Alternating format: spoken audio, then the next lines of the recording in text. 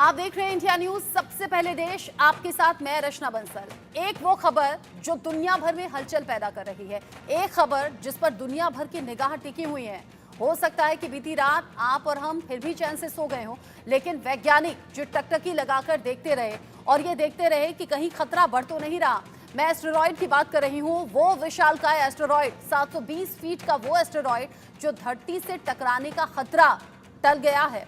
बड़ा अपडेट आप जानिए, क्योंकि ये खतरा इतना बड़ा था कि अगर ये टक्कर वाकई होती तो पूरी धरती खत्म हो जाती, पूरी दुनिया खत्म हो जाती, वो भी एक झटके में। भूकंप, तूफान से मौत का रास्ता बदला है।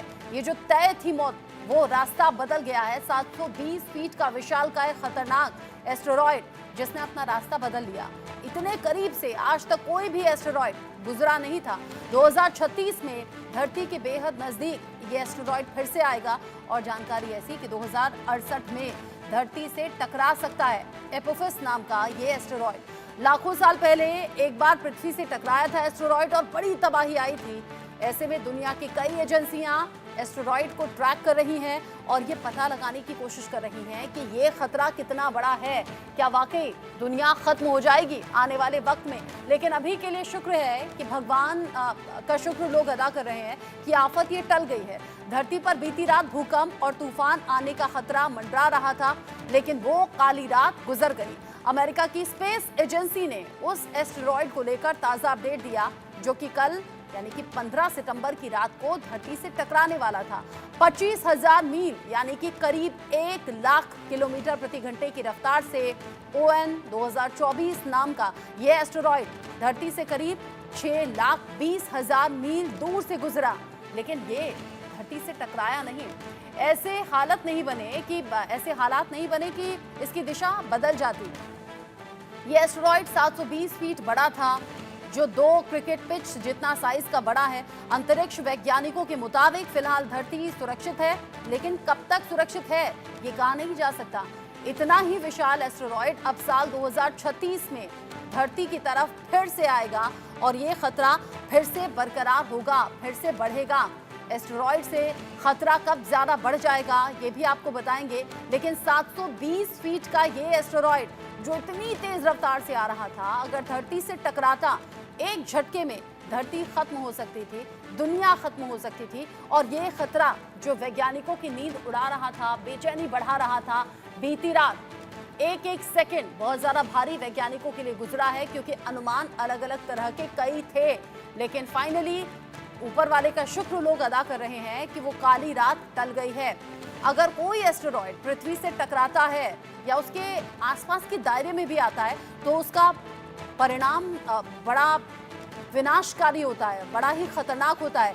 इसमें बड़े भूकंप आ सकते हैं, समंदर में ऊंची लहरें उठ सकती हैं और तबाही के निशान अलग अलग तरीके से देखे जा सकते हैं।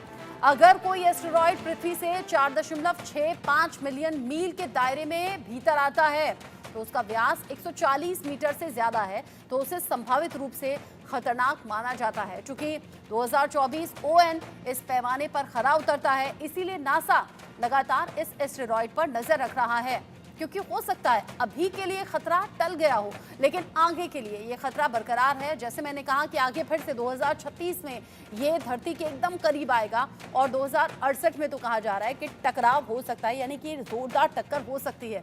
अब आप कहेंगे कि खतरा जब आ रहा है तो उसमें हम और आप क्या कर सकते हैं? हम और आप नहीं कर सकते, लेकिन वैज्ञानिक नजर बनाए हुए हैं और वैज्ञानिकों के जरिए ही कुछ ट्रिक्स बताए गए हैं, कुछ तरीके बताए गए हैं जिससे धरती बच सकती है। वो क्या तरीके हैं जान लीजिए। एस्टेरॉयड से बचने के 3 तरीके बताए गए हैं। एक, रॉकेट से धक्का देकर इसकी दिशा बदली जा सके, यानी कि अगर भविष्य में कभी भी लगता है कि ये धरती के करीब आ रहा है या धरती से टकराने वाला है तो रॉकेट से धक्का देकर इसकी दिशा बदली जा सकती है। लेजर या फिर आयन बीम से इसे धक्का दिया जाए तो कुछ हो सकता है, या फिर आर्टिफिशियल सैटेलाइट से उसके ट्रेजेक्ट्री बदली जाए। यानी ये जो खतरा है, ये जो विनाशकारी खतरा है, इसे डाइवर्ट किया जा सकता है। लेकिन अभी के लिए ये खतरा पूरी तरह से टला नहीं, ये आप जान लीजिए, समझ लीजिए। लेकिन हाँ, बीती रात, जिसे काली रात भी कहा जा रहा है, वो काली रात अभी के लिए टल गई है, जो अभी का ताज़ा अपडेट है। लेकिन लोगों के जहन में और लोगों की जुबान पर ये खबर पिछले 2 से 3 दिन लगातार बनी रही, लोग इस पर बात करते रहे। इसको लेकर खास बात हम करेंगे और डिटेल में आसान भाषा में समझेंगे। मेरे साथ में देश के जाने माने वैज्ञानिक जुड़ गए हैं। सुरेश नायक मेरे साथ में है, पूर्व इसरो वैज्ञानिक, बहुत स्वागत आपका। पीके घोष मेरे साथ में हैं, अंतरिक्ष रणनीतिकार के तौर पर जुड़े हुए हैं, आपका भी बहुत स्वागत पीके घोष जी। जिस तरीके से ये हालात अभी बने हुए थे और पिछले कुछ दिन से चर्चा बहुत ज्यादा जोर पकड़ रही थी, उसमें रह रहकर बातें सामने आ रही थी कि धरती खत्म हो जाएगी, धरती के विनाश का ये वक्त आ गया है, लेकिन आखिरकार ये खतरा टल गया है। सुरेश नायक जी,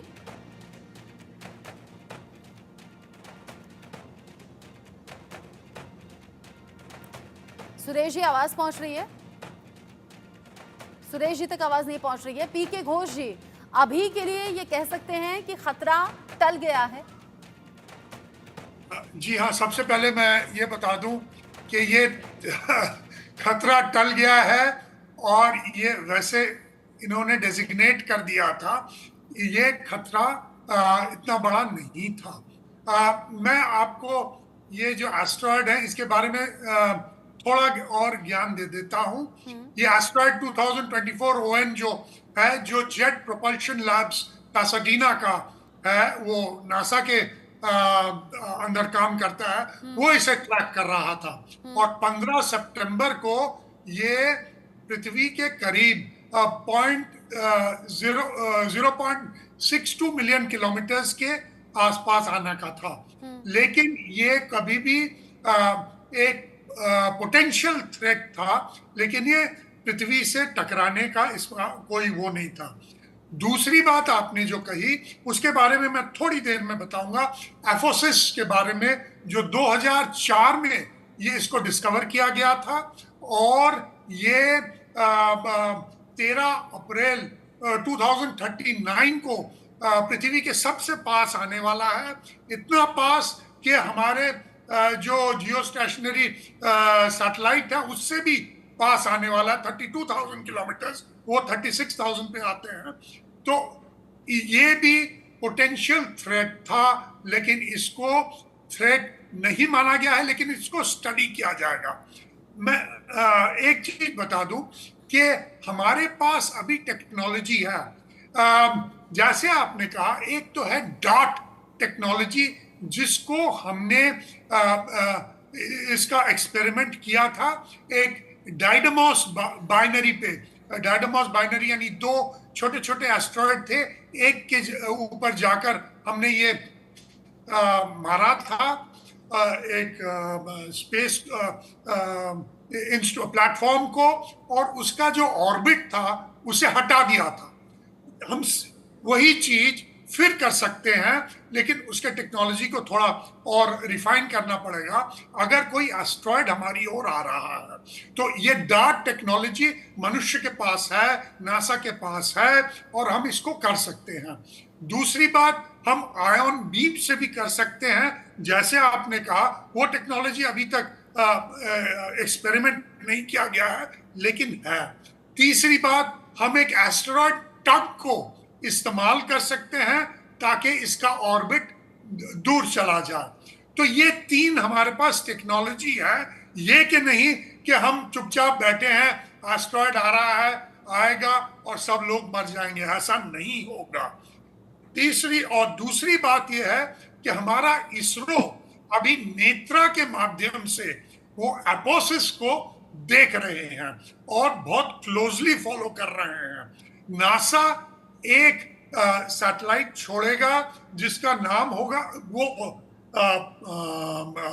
ऑलरेडी स्पेस पे है, ओसिरिस रेस्ट को, जो एपोसिस को देखेगा, और यूरोपियन स्पेस एजेंसी रामसेस को और एक स्पेसक्राफ्ट को छोड़ेगा जो 2028 में उसे छोड़ेगा ताकि उसे देख सके। और मैं ये बता दूं कि नासा के अंदर कई ऐसे लेबोरेटरीज हैं, और 15 सितंबर को और एक एस्टेरॉयड आना था, उसका नाम था 2024 RN16, वो भी नहीं आया। तो नहीं आया मतलब पृथ्वी के ऊपर उसने डिस्ट्रक्शन कुछ नहीं किया, वो तो और बड़ा वो प्रॉब्लम था। तो ऐसा है कि हम लोग देखते रहते हैं कि ये कहाँ, ये जो है नियर अर्थ ऑर्बिट जो आता है एस्टेरॉयड, इनको देखते रहते हैं, इसको ट्रैक करते रहते हैं। अगर कोई भी पोटेंशियल थ्रेट है तो मेरे ख्याल में हम उसके विरुद्ध और एक्शन, जैसे मैंने कहा, हम ले सकते हैं। जी, अब इस तरह के एक्शंस के लिए लगातार मुझे लगता है कि जो वैज्ञानिक हैं वो काम कर ही रहे हैं, लगातार नासा की नज़र इस पर बनी हुई है। डॉक्टर बीके त्यागी भी मेरे साथ में जुड़ गए हैं, पूर्व वैज्ञानिक हैं विज्ञान प्रसार से। बहुत स्वागत सर आपका। डॉक्टर बीके त्यागी, चूंकि हमारे साथ जो व्यूअर्स जुड़े हैं वो हर तबके हर वर्ग से आते हैं, मैं चाहूंगी बिल्कुल आसान भाषा में, चूंकि अभी जिस खतरे का जिक्र हम पिछले 2 दिन से लगातार कर रहे थे और बहुत ज्यादा इसको लेकर बात हो रही थी, वो खतरा अभी के लिए हमारे और आपके सर से हट गया है, जो मंडरा रहा था हमारे सर पर। अब आसान भाषा में उन व्यूअर्स के लिए बताइए, ये एस्टेरॉयड होता क्या है? इतने बड़े आकार के एस्टेरॉयड का यूं धरती के पास से गुजरने का मतलब क्या है? और अभी भी खतरा पूरी तरह से टला नहीं है, इन फ्यूचर ये खतरा दोबारा से दस्तक देगा? देखिए, इसमें एक बड़ी रोचक बात यह है कि जब हमारा सौरमंडल बना तो उसमें सूरज से बहुत सारे जो खंड टूटे थे वो अलग अलग ग्रहों में तब्दील हो गए, बदल गए, लेकिन कुछ ऐसा अभी वो मटेरियल रह गया था जो किसी ग्रह का या उपग्रह का हिस्सा नहीं बन पाया, जो आज भी हम देखते हैं कि हमारे सौरमंडल में घूम रहे हैं। अगर आप ने बचपन में पढ़ा होगा कि एस्टेरॉयड बेल्ट है जो मंगल और बृहस्पति के बीच में है, वहां पे अभी भी कम से कम 10 लाख से ज्यादा जो एस्टेरॉयड है वो घूम रहे हैं, और कभी कभी घूमते हुए वो पृथ्वी के गुरुत्वाकर्षण में या चंद्रमा के गुरुत्वाकर्षण की तरफ आ जाते हैं और उनसे टकरा सकते हैं। लेकिन एक बात यहाँ पे आप देखिए कि आपने अगर टेलीस्कोप से कभी चंद्रमा को देखा होगा तो चंद्रमा हमें एक पहले बचाने का काम करता है, क्योंकि हम उसे चंदा मामा कहते हैं ना। पृथ्वी और चंद्रमा का जन्म उस एक ही साथ हुआ है, तो इसको मामा कहा जाता है, और वो हमें अक्सर ऐसे एस्टेरॉइड से बचाता है। आपने देखा होगा कि जो चंद्रमा की जो सतह है उस पे बहुत सारे गड्ढे हैं, वो उस वक्त के एस्टेरॉइड उससे टकराए हैं। और एस्टेरॉइड जब, क्योंकि पृथ्वी पर जीवन की उत्पत्ति तभी हुई थी जब ये एस्टेरॉइड का गिरना आना बंद हो गया था, क्योंकि आपको याद हो जो लास्ट जिसने सबसे ज्यादा डिस्ट्रक्शन किया था वो एस्टेरॉइड था। एक जो थ्योरी है अभी कि जिसमें डायनासोर्स खत्म हो गए थे, और उसके बाद हम देखें कि डायनासोर्स खत्म हुए, पृथ्वी पर एक कहीं की एक धूल का ऐसा गुबार हो गया था कि रोशनी नहीं आ रही थी, तो पूरा प्लांट है वो खत्म हो गए। प्लांट खत्म हो गए तो जो जानवर उनके ऊपर डिपेंडेंट थे वो खत्म हो गए।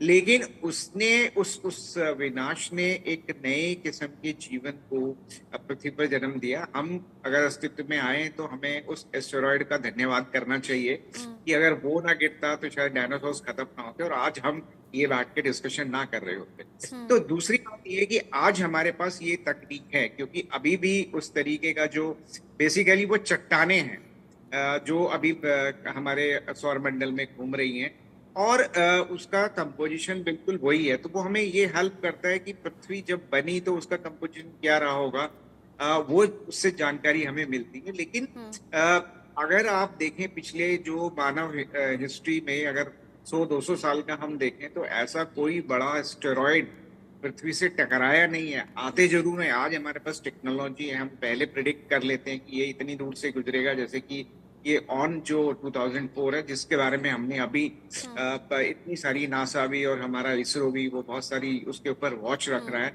और हमें बताता है कि ये हो सकता है।